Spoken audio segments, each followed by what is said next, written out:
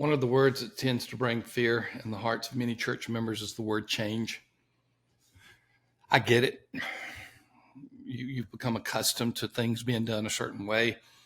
And it often happens when a new pastor comes in and the new pastor has all kind of new ideas, or maybe the pastor's gone to a conference and comes back all excited and everything starts changing. I get it.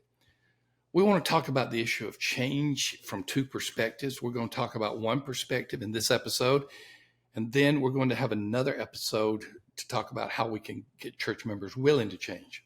But in this episode, we want to talk about why some church members hold on to certain traditions and refuse to change. One of the most common questions that is asked at Church Answers Central, and boy, let me just tell you this. If you're not in the member of Church Answers, not only do you get premium content, but you can have someone answer your question within an hour or so. Any question about your church, anything, is an incredible place to be. It's like having your church consultant on your smartphone, and you're just able to ask a question at any time. It's $9.97 a month or $100 a year. So affordable, premium content, and just the community where you can answer questions. But I'm getting ahead of myself. But we got this question that comes up again about change. My church members won't change. What am I supposed to do? Well, that's what we're going to talk about. But just remember, we're here because Cheney and Associates is our sponsor. They pay the bills so that you can enjoy this free of charge. Thank you, Cheney and Associates, the accounting firm for the church. Okay, let's talk about why some church members hold on traditions and they refuse to change. Well, let's just talk about everybody in change, first of all, not just church members. We all prefer, most of us do, some type of consistency or pattern in our lives. I do, even though I kind of pride myself at times, probably falsely so, egotistically so, that I'm open to change. But I can find myself traveling the same path, not even trying a new one when I go from one place to another in the car or even by foot. I can find myself, and this is really, really for me, I can find myself eating the same types of food. I'm very picky, but I get into a pattern of that. And I can find myself going to my church and liking certain things just consistent the way they are. We all have some desire for consistency or patterns in our lives, whether it's a church issue, a family issue, or any other type. And when we break up that consistency and patterns, that disruption causes a disequilibrium in our lives that may be good because you need to change it, or it may be bad because you don't. And here is change in the church.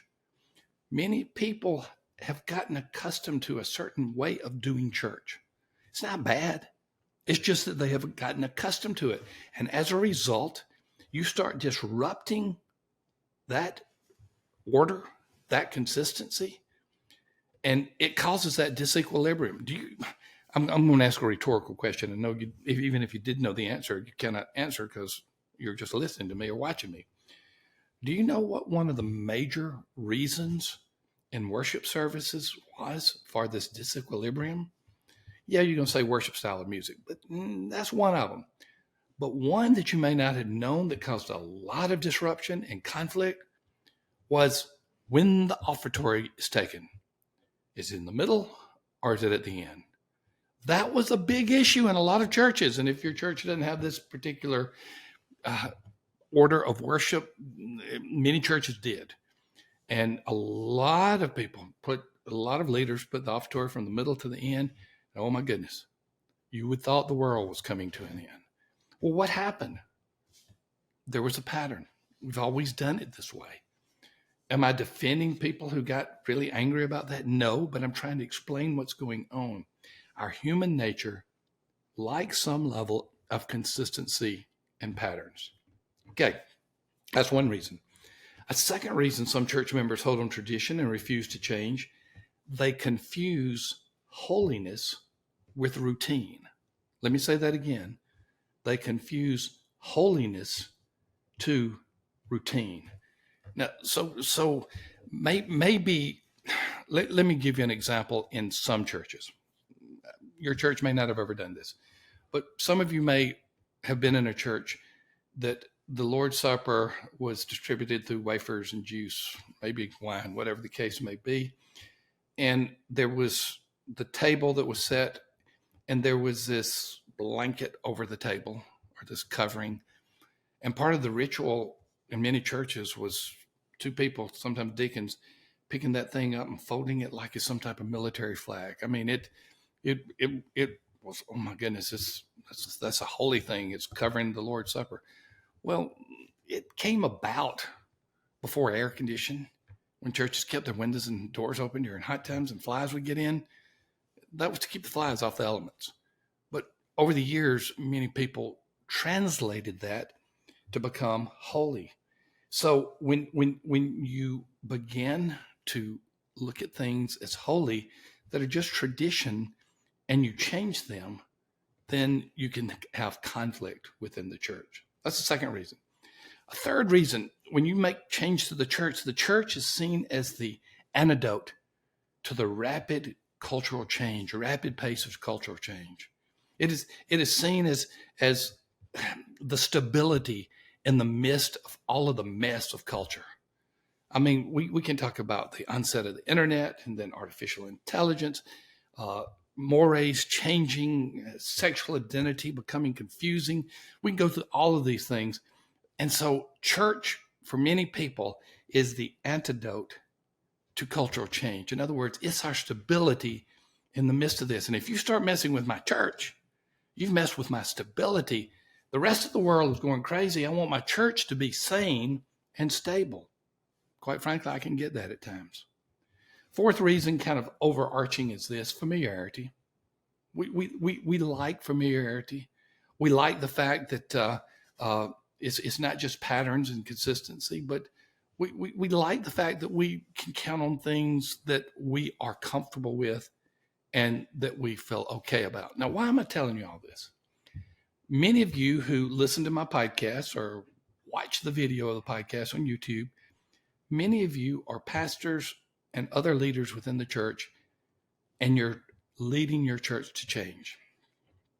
Well, the first thing you need to know is why you might meet resistance. In the next episode, we're going to talk about dealing with the resistance and what you can do to deal with the resistance of change. But I think it's incumbent upon us to understand the why before we move to the what. So let me recommend a resource to you. It's my own book, with apologies. It's the book by me, Thom, called Who Moved My Pulpit. It is a book on change that I think it's one of my small books. I don't write many big ones anymore because I'm not smart enough to. It's one of my small books, Who Moved My Pulpit. And you can get that and you can read some of these things in a longer form than a 10-minute podcast. But just to know, in order to lead change, you have to understand where the people are and how they deal with change. If you do that, you're able to move forward and you're able to understand, if you meet opposition, how you might deal with it. Okay? Why some church members hold on to traditions and refuse to change. Next week, or not next week, next episode, we're going to talk about how to get stuck members, church members, willing to change. So we're going to from the what behind it to the how. All right. Thank you, Cheney and Associates, once again for being our sponsor. They are the accounting firm for the church. You are the greatest listeners. You are the greatest viewers. Thank you for being at the Church Answers podcast. I am honored that you take a few minutes out of your day to come and be with me. Look forward to seeing you or hearing from you or knowing that you're there in the next podcast.